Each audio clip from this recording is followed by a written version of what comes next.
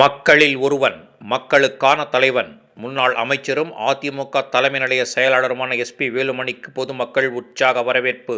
தன்னுடைய புதிய ஒரு வரவினை தந்து இந்த வள்ளிக்கும்மி அரங்கேற்ற விழாவிற்கு ஒரு பெரிய மகிழ்ச்சியை கொடுத்துக் கொண்டிருக்கின்றார்கள். உங்களுடைய பொன்னான வருகை எங்களுக்கு புதிய ஒரு ஆனந்தத்தை கொடுக்கிறது, புதிய உற்சாகத்தை கொடுக்கிறது.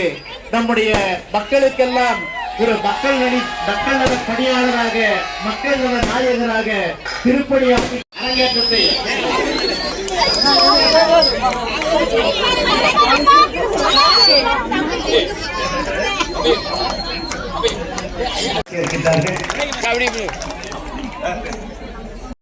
கோவையில் முன்னாள் அமைச்சரும் அதிமுக தலைமை நிலைய செயலாளருமான எஸ்பி வேலுமணி பொதுமக்களுடன் இணைந்து வள்ளி கும்மி நடனமாடி அனைவரையும் மகிழ்ச்சியில் ஆழ்த்தினார்.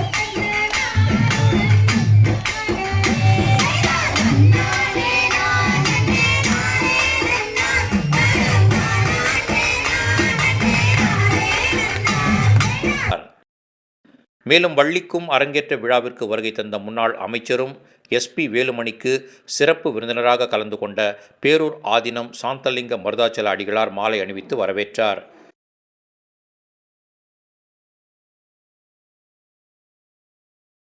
அதைத் தொடர்ந்து விழா குழுவினர் பூர்ண கும்ப மரியாதையுடன் வரவேற்பளித்தனர்.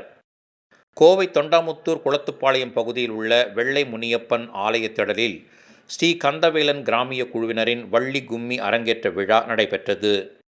கலையும் இலக்கியமும் கோவில்களும் சிறந்து விளங்கும் கொங்கு வளநாட்டின் மண்ணோடும் மக்களோடும் இசைந்து மனம் பரப்பும் வகையில் வள்ளி கும்மி கலையானது பாட்டும் நடனமும் முறையாக குருமார்களால் பயிற்றுவிக்கப்பட்டு சிறப்பான முறையில் ஆண்களும் பெண்களும் கற்று தேர்ந்த நிலையில் அதன் அரங்கேற்ற விழா நிகழ்ச்சி நடைபெற்றது.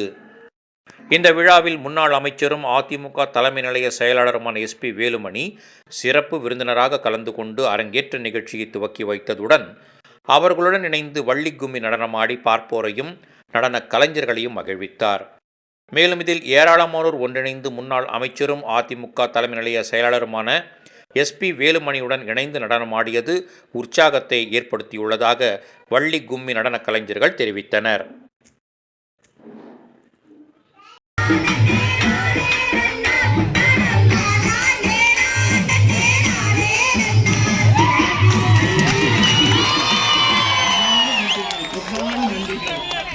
இவ்வளவு ஆனந்த பெருக்கோடு எங்களெல்லாம் கலந்து அளவிலாது எங்களை புதிய ஒரு உற்சாகத்தை கொடுத்திருக்கின்றீர்கள்.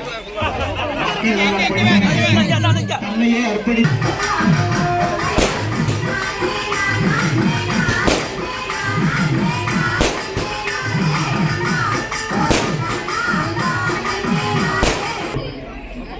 குளத்துப்பாளையம் பகுதியிலே நடப்பதமான